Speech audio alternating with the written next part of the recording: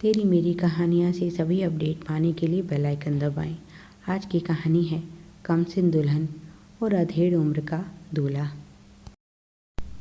नीरज, तू वहाँ दूर खड़ा क्या कर रहा है? चल इधर आ और पैर छूकर अपनी मामी का आशीर्वाद ले। माँ की बात सुनकर नीरज आगे बढ़ा और उम्र में खुद से छोटी मामी के पैर छूकर आशीर्वाद लिया। उसे यह सब बिल्कुल अच्छा नहीं लग रहा। कहाँ उसका 50 साल का मामा और कहाँ यह 20 साल की कमसिन लड़की। वह तो शादी में आना ही नहीं चाहता था, पर क्या करे, मामा के एहसानों के तले दबा हुआ है। उसके पिता कुछ वर्ष पहले स्वर्ग सिधार गए, तब से मामा ही उसके परिवार का एकमात्र सहारा है। दादा दादी, चाचा चाची और बाकी रिश्तेदार तो बस खाना पूर्ति करते हैं। मामा ने न केवल नीरज और उसकी बहन की पढ़ाई का खर्चा उठाया, बल्कि बहुत ही धूमधाम से उसकी बहन सोनिया की शादी भी की। अभी उसकी नौकरी के लिए भी वही कोशिश कर रहे हैं। कुछ ही महीनों पहले उसकी मामी की कैंसर के कारण मृत्यु हो गई थी। तब तो मामा इतना नाटक कर रहे थे जैसे अभी पत्नी के वियोग में प्राण त्याग देंगे, और अब इतनी जल्दी दूसरी शादी। उनके अपने बच्चे शादी के लायक हो गए हैं, पर मामा को तो जवानी फूट रही है। उनकी नई पत्नी उनकी दोनों बेटियों से उम्र में छोटी है। पहली पत्नी से मामा को 3 संतान हैं, 2 बेटियां और 1 बेटा, जो इस समय 10वीं में पढ़ रहा है और बेटियां कॉलेज में। ऐसे में मामा की दूसरी शादी की बात सुनकर ही वह भड़क गया था और माँ से बोला था, माँ, इस उम्र में मामा को यह सब करना शोभा देता है क्या? तुम उन्हें कुछ समझाती क्यों नहीं? यह उनकी नहीं, उनके बच्चों की शादी की उम्र है। कहाँ वह 20 साल की लड़की और कहाँ हमारे अधेड़ मामा। क्या मामा उसे खुश रख पाएंगे? अपने बीच के इस अंतराल को वह कैसे भरेंगे? ऐसी ही बेमेल शादियाँ होती हैं जिनके कारण लड़कियों का जीवन खराब हो जाता है।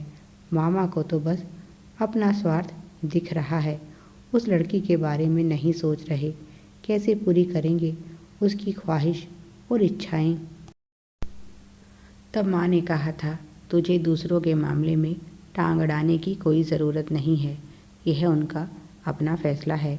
बेटा, जब पैसा पास होता है ना, तो इंसान कुछ भी कर सकता है, और हमारा तो एक वही सहारा है। इसलिए मैं अपने भाई को नाराज़ नहीं कर सकती। अभी तो तेरी नौकरी लगनी बाकी है, और यह सब तो उस लड़की के माँ बाप को सोचना चाहिए जो अपनी बेटी की शादी एक अधेड़ से कर रहे हैं। नीरज बोला, यही तो मैं सोच रहा हूँ, कैसे माँ बाप हैं जिन्हें अपनी बेटी की ज़रा भी परवाह नहीं। माँ बोली, बस ज़्यादा सोचने की ज़रूरत नहीं है, हमारा काम है शादी में शामिल होना, और तू भी ध्यान रखना, कोई हरकत मत करना जिससे तेरे मामा नाराज़ हो जाएं। बस फिर माँ के आदेश का पालन करते हुए नीरज जुट गया मामा की दूसरी शादी की तैयारियों में। शादी का सारा खर्चा मामा ने ही उठाया था, क्योंकि सुना था लड़की वाले बहुत गरीब हैं, और शादी भी मामा की बड़ी सी हवेली में हुई, और नाराज़गी के चलते उनके बच्चे शादी में शामिल नहीं हुए। दुल्हन के परिवार में उसके माता पिता और एक भाई था, और उनके रहने खाने की व्यवस्था हवेली में ही कर दी गई थी। शादी के बाद मामा बहुत खुश लग रहे थे और बहन से कह कर गए, जल्दी से जल्दी यह नेक जतन वाले काम निपटा कर दुल्हन को कमरे में भेज दो।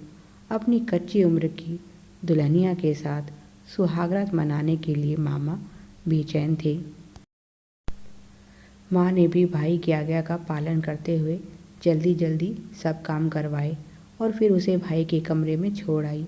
मामा के कमरे की सारी सजावट नीरज ने ही की थी। सारा कमरा फूलों से सजा हुआ था, और बेड पर बैठी थी उनकी नई नवेली दुल्हन। कुछ देर बाद मामा कमरे में प्रवेश करते हैं और प्यासी निगाहों से अपनी दुल्हन को देखने लगते हैं। मामा दरवाज़ा बंद कर देते हैं। उन्हें कमरे में देखकर उनकी दुल्हन उठती है और आगे बढ़कर उनके पैर छूती है। उसके नरम नरम स्पर्श को महसूस करके मामा के रोम रोम में करंट सा दौड़ जाता है।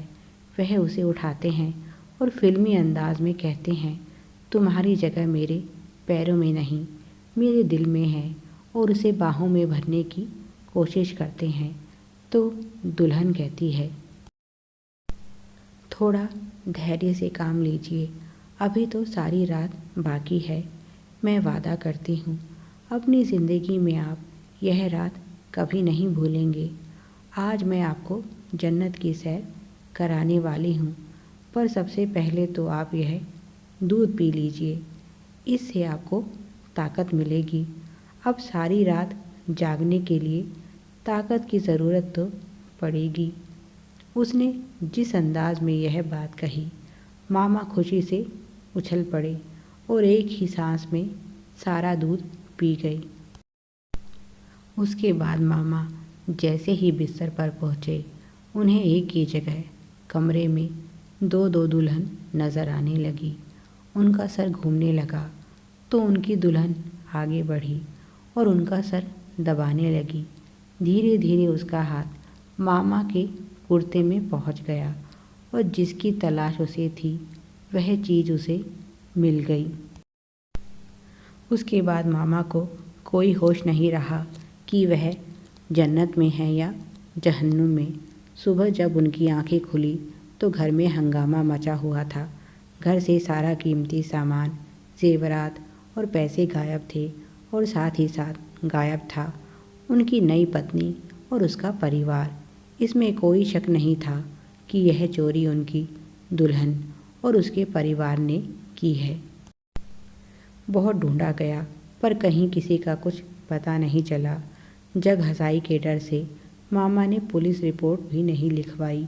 यह मामा की ही मूर्खता थी जो बिना सोचे समझे सुंदर लड़की देखकर यह शादी कर ली। असल में यह एक जाल था जिसमें मामा को फंसाकर उनके घर चोरी भी की गई और शादी के नाम पर उनसे पैसे भी लिए गए। उस लड़की के नकली माँ बाप सामने से चलकर मामा के घर आए थे और अपनी बेटी के रिश्ते की बात चलाई थी। उन्होंने मामा से 2 लाख रुपए भी लिए थे और साथ ही साथ 25 तोला सोना उन्होंने बेटी के लिए मांगा था। इस सारे सामान के अलावा घर में जो भी गहने और पैसे थे और मेहमानों के पास भी जो गहने और पैसे थे, सभी को लेकर रफू चक्कर हो गया था यह नकली परिवार। इन लोगों ने सभी के खाने में बेहोशी की दवाई मिला दी और जब यकीन हो गया कि सभी लोग खाना खाकर सो गए हैं, तब इन्होंने अपने काम को अंजाम दिया। इस तरह की घटनाएं सबक हैं उन लोगों के लिए जो शादी ब्याह के नाम पर ठगी का शिकार हो जाते हैं, क्योंकि बिना पूरी जांच और छानबीन के ही वे शादी के लिए तैयार हो जाते हैं और बाद में उन्हें अपनी फैसले पर पछताना पड़ता है। वैसे मामा की दुल्हन ने एक बात सच कही थी, मामा उस रात को कभी जीवन में भुला नहीं पाएंगे। Please like, share and subscribe. Thanks for watching.